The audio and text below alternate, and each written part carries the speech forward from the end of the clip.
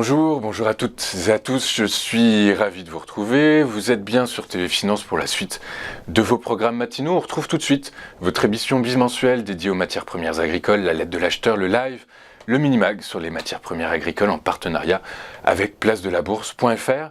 Comme chaque fois que l'on se retrouve dans ce magazine, on débute ce rendez-vous avec bien notre revue de presse des publications les plus pertinentes de la semaine écoulée. Ce sont des articles que vous pouvez retrouver sur le site de la lettre de l'acheteur, www.lalettre-de-l'acheteur.com.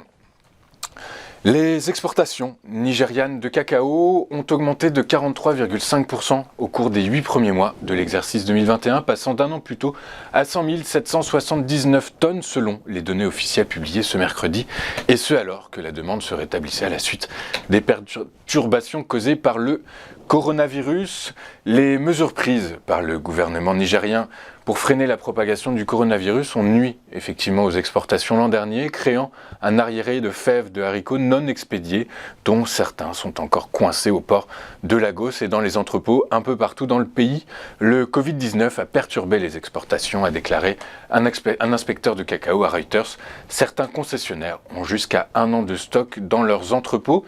Les exportations de cacao, deuxième exportation du Nigeria après le pétrole brut, se sont établies à 70 202 tonnes au cours de la période des 8 mois allant jusqu'en août 2020 et ont plus que doublé pour atteindre 142 092 tonnes en décembre 2020, selon les données du Federal Produce Inspection Service, le FPIS. De nombreuses études prospectives publiées en début d'année suggéraient que la probabilité de voir les cours du blé augmenter au cours de la saison 2022 était importante.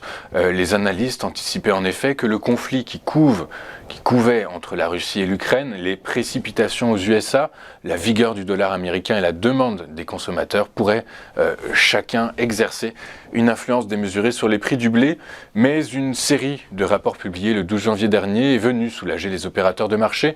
En effet, ils craignaient, comme nous venons de le voir, un resserrement de l'offre et donc une tension sur les prix, mais l'USDA est venu rassurer les traders puisque dans son dernier rapport, l'institution américaine estime que 34 397 000 hectares ont été ensemencés en blé cet hiver, une augmentation de 2,2% par rapport à la saison 2021 et de 12,9% par rapport à la saison 2020. Nestlé a-t-il trouvé la solution miracle pour améliorer les revenus des planteurs de cacao ivoiriens? C'est la question que se pose après la présentation le 27 janvier dernier par la multinationale basée en Suisse d'un ambitieux système de primes. Ce dernier doit profiter à quelques 10 000 familles de cultivateurs cette année en Côte d'Ivoire avant d'être probablement étendu au Ghana à partir de 2024. Dans le détail, Nestlé a fixé 4 pratiques vertueuses qu'il veut encourager. La scolarisation des enfants, l'utilisation de techniques agricoles performantes, dont l'élagage, l'agroforesterie, dont la plantation d'arbres d'ombrage et la diversification des cultures, combiner la production de cacao à celle de manioc et ou des activités d'élevage, d'aviculture ou d'apiculture. Pour chacune d'entre elles, le groupe prévoit de verser 100 francs suisses, l'équivalent de 96 € par an, aux paysans qui les adoptent, pour un bonus de 100 francs en cas de mise en œuvre des 4. Reste que plusieurs acteurs de terrain sont beaucoup plus réservés sur l'impact réel du dispositif. Si au niveau du conseil café-cacao, on salue évidemment toute initiative visant à améliorer le revenu des planteurs, on attend de voir les modalités concrètes de mise en œuvre de cette action. En effet, l'organisme rappelle que Nestlé n'achète pas directement les fèves aux cacaoculteurs, mais se fournit auprès d'intermédiaires, dont les broyeurs, ce qui rend la traçabilité des fèves comme du versement des primes plus compliquée.